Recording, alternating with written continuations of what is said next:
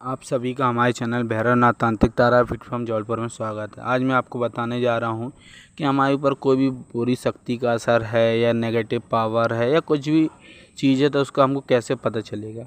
सबसे पहले हम ये जान लें, अगर हम कहीं पर कोई कार्य के लिए जाते हैं या कोई गांव देहात में मेड़े खिरका यानी कोई पूजालय स्थल है जहाँ पूजा पाठ या कोई पेड़ के नीचे हम लघु शंका या फिर फ्रेश होते हैं तो हमको ध्यान देना है कि वहाँ करने के बाद आपको ये नहीं बोलना है चलो, और करने के समय आपको ये ध्यान देना है कि आप किस जगह कर रहे हैं, कौन सा पेड़ है।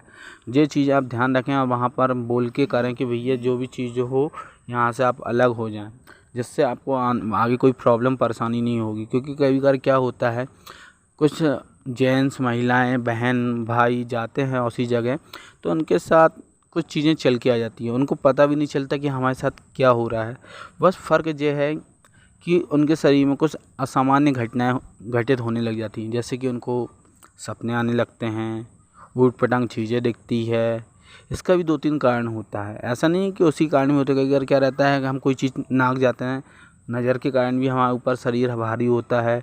कुछ कारण ऐसा होता है कि कोई कुछ करता है उसके कारण भी ऐसा होता है, या हम कोई चीज़ अपने साथ ले आते हैं।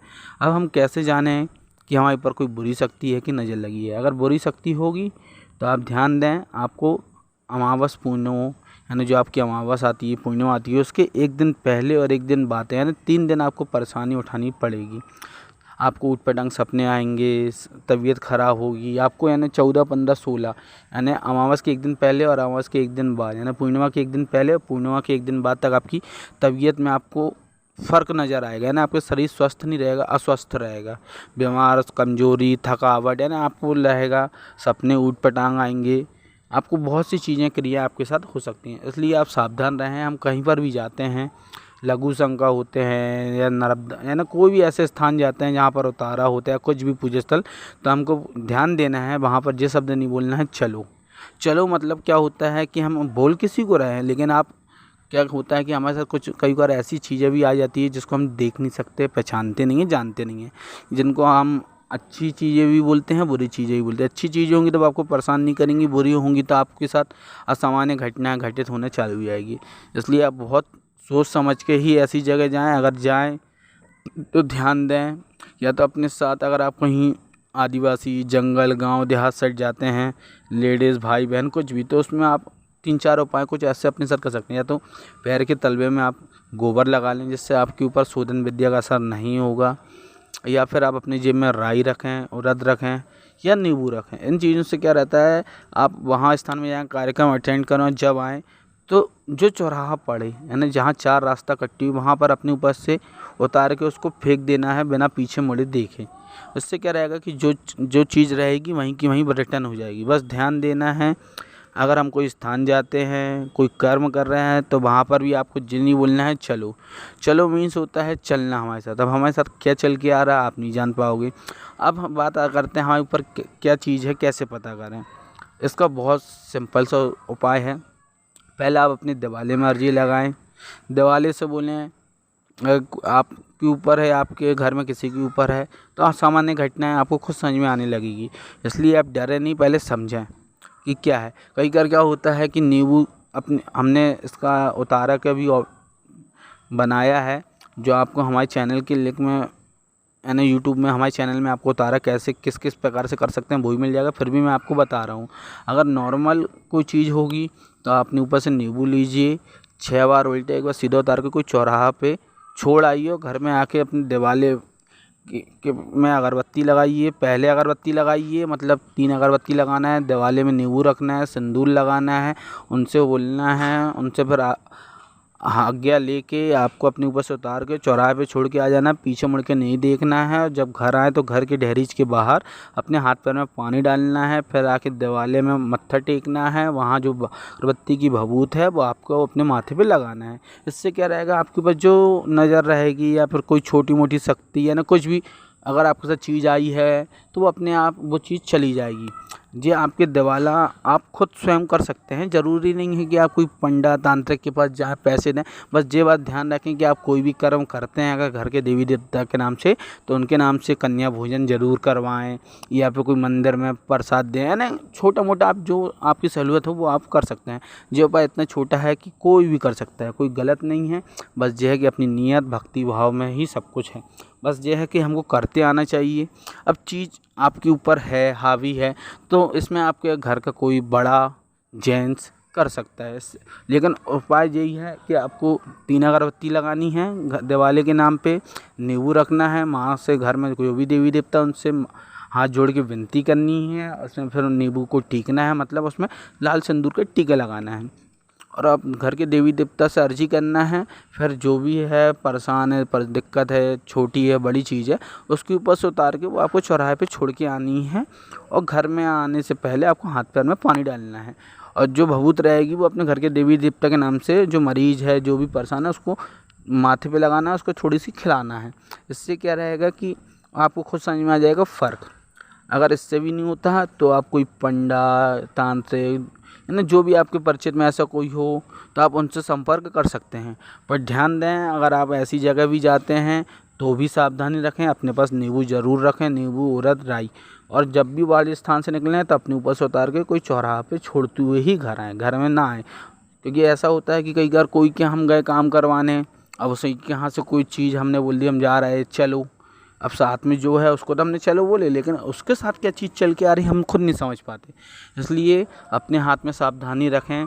कोई भी ऐसे स्थान जाएं, अंदर जाएं, तांत्रिक मंदिर हैं, क्योंकि बहुत से तांत्रिक मंदिर भी हैं जहाँ पर ये सब क्रियाएं होती हैं। ऐसे स्थान हैं, घाट हैं, वीराना जगह, जंगल होती हैं जहाँ पर हम ऐसे शब्द बोलते हैं, या फिर पेड़ के नीचे वॉशरूम कर रहे हैं, फ्रेश होते हैं, तो वहाँ से भी चीज़ें आ जाती है।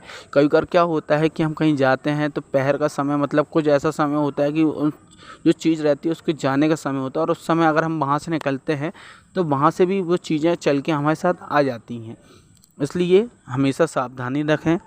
कोई भी परेशानी दिक्कत हो तो पहले अपनी दिवाली में अर्जी लगाएं। कोशिश करें कि हम अपने साथ नींबू, राई, उड़द तीनों में से कोई भी सामान रखें, और जिस सामान आपके घर में आसानी से उपलब्ध हो जाएगा। कोई कठिन चीज़ नहीं है, घर के देवी देवता की पूजा करनी है और कुछ नहीं है ना। आपको खुद जानकारी मिल जाएगी कि हाँ कहाँ गलत है, कहाँ सही है। और आपको चीज़ अगर आपको और परेशान करती है तो आपको ऊट पटांग चीज़ें दिखेगी। आपके साथ हो सकता है गलत हो रहा हो। कुछ लोगों के साथ तो ऐसा रहता है कि सालों बीत जाते हैं, पता ही नहीं चल पाता कि हमारे साथ क्या हो रहा है, क्योंकि वो चीज़ ध्यान नहीं देते। कुछ माँ बहन ऐसी होती है जिनके साथ तो सालों से गलत होता है, क्योंकि ये चीज़ें इंसान माने ना माने लेकिन ये चीज़ें होती हैं। और साइंस भी इस चीज़ प्रूव कर चुकी है, जहाँ भगवान होता है तो शैतान भी होता है। इसलिए आप इन चीज़ों से डरे नहीं, क्योंकि हम जितना डरेंगे सामने वाला उतना हम पे हावी होगा। और ये चीज़ें धीरे धीरे हम पे हावी होती है, एकदम से हावी नहीं होती है। इसलिए अगर आपको लगता है कि आपके ऊपर है तो आप जो उपाय करें, और उसके बाद भी नहीं जाता तो कोई सही जानकार इंसान हो उससे आप अपना उतारा करवाएं, उससे जानें, उससे समझें। हड़बड़ी में काम ना करें, क्योंकि कई बार ऐसा होता है कि इनका भी बहुत सी चीज़ें ऐसी रहती है जो इंसान को अपने साथ ले जा लेती हैं, जिससे इंसान बच नहीं पाता। कई बार कहा जाता है किसी ने कुछ कर दिया, किसी ने दिनाई दे दी, किसी ने कुछ खिला दिया। अगर कोई के ऊपर दिनाई है तो आप हाथ में, सीधे हाथ में या उल्टे हाथ में चूना लगाइए, वाइट चूना लगाइए। अगर चूना बिल्कुल पीला हो गया, उसमें दाने दाने आ गए तो आपके अंदर दिनाई है, यानी आपको सब कुछ पता चल जाएगा। बस ये है कि हमें कर्म करना पड़ेगा। कई बार ऐसा होता है हम कोई भी इंसान को, ज़रूरी नहीं जो इंसान जैसा दिखता हो वैसा हो ज़रूरी नहीं कि हर कपड़े पहनने वाला तांत्रिक हो, क्योंकि दिखावे की दुनिया में दिखावा सब कुछ होता है। लेकिन हमेशा ज़रूरी नहीं कि जो दिखता हो इंसान वैसा ही हो। कुछ लोग सिंपल सादगी से भी रहते हैं। कर्म सब करता है इंसान, लेकिन दिखाता नहीं है। जो दिखाता है ज़रूरी नहीं वो सक्षम हो। इसलिए मेरी विनती है, सबसे निवेदन है कि इंसानों की परख करें, और हमेशा अगर कोई भी स्थान में आप जाते हैं तो बिन कहे अपनी ओर से सामने वालों को 101, 51, 11, 21 है ना, आपकी जितनी श्रद्धा हो। अगर कोई मंदिर जाते हैं हम वहाँ नारियल, अगरबत्ती, मीठा 11 रुपये चढ़ाते हैं। अगर हम कोई भी ऐसे स्थान में जाते हैं तो बिन कहे सामने वाले को आप दें। जिससे क्या रहेगा, जो नेंग होता है, सामने वाला अगर आपसे मांगता है, पूजा का पैसा मांगता है, तो उसके दो कारण होते हैं, या तो आपकी जो ऊपर चीज़ हैवी है या सामने वाला गलत है। मैं सबको गलत तो नहीं बोलूँगा, क्योंकि इन चीज़ों में पैसा बहुत लगता है। तंत्र लाइन आसान नहीं है, इसमें पैसा लगता है, जो बात सच्चाई है। बट सही और गलत क्या है वो आप जानते हैं। मैं किसी को गलत नहीं बोल सकता, ना किसी का बोलूँगा, क्योंकि सबके अपने अपने कर्म होते हैं। बस कर्म करने का सबका अलग अलग तरीका होता है। मैं आपको जानकारी प्रदान करता जाता हूँ जिसमें आप समझो, सच्चाई जानो। यूट्यूब में आपको हज़ारों चैनल मिलेंगे इस चीज़ से लेके तंत्र मंत्र के, लेकिन सही जानकारी क्या है वो आपको समझना है। क्योंकि इंसान बताएगा, लेकिन करना आप ही को है, समझना आप ही को है। अब कौन क्या है क्या नहीं वो तो आपको समझना है कि आपके घर में किसको क्या परेशानी है, किसको नहीं है। हाँ, अगर कोशिश करो कि आपके घर में अगर कोई किसी को घर के देवी देवता आते हैं तो उनसे जानकारी लो, क्योंकि वो घर के देवी देवता हैं, वो जो जानकारी देंगे वो जानकारी पुख्ता रहती है। कभी कभार ऐसा होता है कि हमारे घर के देवी देवता बंधे होते हैं, जिसके कारण वो हम पे खुश नहीं हो पाते। इसलिए आपको बहुत सोच समझ के चलना है। तंत्र लाइन कोई मजाक नहीं है। अगर आप कोई चीज़ सिद्धि साधना करना चाहते हैं, समझना चाहते हैं, तो उसके लिए भी पहले घर के देवी देवता ही इम्पोर्टेंट होते हैं। कहा जाता है घर के ललाएं और बाहर पूजन जाएं, क्योंकि घर के देवी देवता अगर मजबूत होंगे तो बाहरी चीज़ आपके घर में प्रवेश नहीं करेगी। ये बात आप ध्यान रखना, बाहरी चीज़ प्रवेश नहीं करेगी। इसलिए कहा जा रहा हूँ मैं शुरू से कि घर के देवी देवता को लेके चलो। अगर घर के देवी देवता को लेके चलोगे तो कभी परेशान दिक्कत नहीं होगी, क्योंकि वो हमें पुरखों के पुरखों से पूजे आ रहे हैं और वो हमसे ज़्यादा हमारे घर को जानते हैं, हमारे सबको जानते हैं। तो उनको ही लेके चलो। ये चीज़ें अगर होंगी तो वो धीरे धीरे आपको रास्ता ही बताएंगे। अगर कोई के सर पे आते हैं तो वो खुद ये सब चीज़ें दूर कर देंगे। फ़र्क जो होता है कि हम कैसे किसके लिए खड़े हैं। कहते ना, जैसा भाव आपके दिल में होगा वैसी ही आपको फल मिलेगा। इसलिए कर्म मैं करवाता हूँ।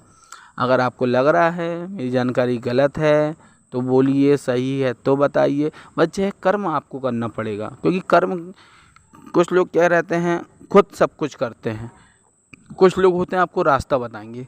तो जो रास्ता बताता है उसमें समय भी लगता है, लेकिन उसमें इलाज पुख्ता होता है। कई बार ऐसा होता है कि ये सामने वाले को कर्म करना खुद आना पड़ता है। उसका कारण क्या होता है, कुछ शक्तियाँ ऐसी होती हैं जिसको आप नहीं उतार सकते, क्योंकि घर के देवी देवता कई बार ऐसा होता है कि जिसके ऊपर आते हैं उनको हर चीज़ का ज्ञान नहीं हो पाता है। यानी जो घोड़ा होता है, घोड़ा मीन्स जिसके सर पे आते हैं, शक्ति जब तक है तब तक ठीक है, लेकिन शक्ति के जाने के बाद भी कुछ कार्य ऐसे होते हैं जो इंसान हर कोई नहीं कर पाता। इसलिए इस लाइन में तांत्रिक लोग का है, जो सिद्धियां हैं, जिनके पास मंत्रों का ज्ञान है, यंत्रों का ज्ञान है। तंत्र लाइन समुद्र है, ज्ञान अनंत है, जितना आप डूबोगे उतना कम है। इसलिए पहले समझो कि शक्ति क्या है, किसने कौन सी चीज़ गवाही है। और अगर घर में किसी के साथ ऐसा होता है तो उसके साथ बैठ के आप डिस्कस करें, सब लोग बैठें, समझें और जानें बात, क्योंकि बात जब तक करेंगे नहीं तो उसका संविधान निकलेगा नहीं, क्योंकि बात करने से ही संविधान रास्ता निकलता है।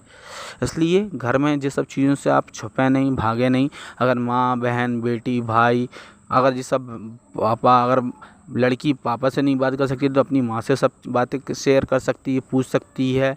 क्योंकि जिस चीज़ें जानकारी अगर आपको सही है तो आपको दिक्कत परेशानी नहीं होगी। अगर जानकारी सही नहीं है तो इसमें आपको दिक्कत परेशानी भी हो सकती है। हाँ, तंत्र लाइन में ये भी होता है कि कुछ लोगों को बोला जाता है कि भैया हमारे ऊपर किसी ने कुछ कर दिया है, जिसके कारण बहुत सी परेशानी दिक्कत आती है। इसलिए आप पहले समझो कि क्या शक्ति कहाँ है और क्या शक्ति का आपके ऊपर असर है, अच्छी है बुरी है, छोटी है बड़ी है। शक्ति छोटी हो चाहे बड़ी, असर सब करती है। बट ये है कि कुछ शक्तियाँ पहले असर दिखाती हैं, कुछ बाद में दिखाती हैं। इसलिए मैंने आपको छोटा सा उतारा उपाय बताए हूँ, जिससे आपको रास्ता खुद ब खुद मिलता जाएगा। बस यह है, कर्म आपको ही करना पड़ेगा, क्योंकि अगर कर्म नहीं करोगे तो आप उसके कैसे निकल पाओगे। कर्म करोगे तो सब अच्छा है। कर्म को तो आप ही को करना पड़ेगा, क्योंकि बिना कर्म के कुछ भी नसीब नहीं होता। भक्ति भी कर्म है, भक्ति से ही सब कुछ है। भक्ति से, लेकिन भक्ति, सिद्धि, तांत्रिक लाइन बहुत अलग है। भक्ति होती है, भक्ति का कोई नियम कानून नहीं होता। आप जब चाहें तब भक्ति जहाँ चाहें वहाँ कर सकते हैं। भक्ति के लिए आप जो घर के देवी देवता जब चाहें उनका नाम स्मरण कर सकते हैं।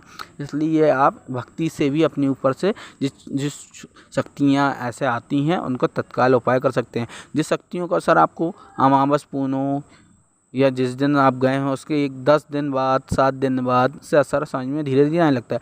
जैसे ही आपको असर समझ में आए तो आप जो उपाय जो बताया गया है वो आप करो, आपको फ़र्क मिल जाएगा। इसमें क्या रहेगा, शक्ति का आपको बहुत आसान है, आपको समझ में धीरे धीरे खुद आ जाएगा। और अधिक जानकारी के लिए आप मुझे कमेंट कर सकते हैं।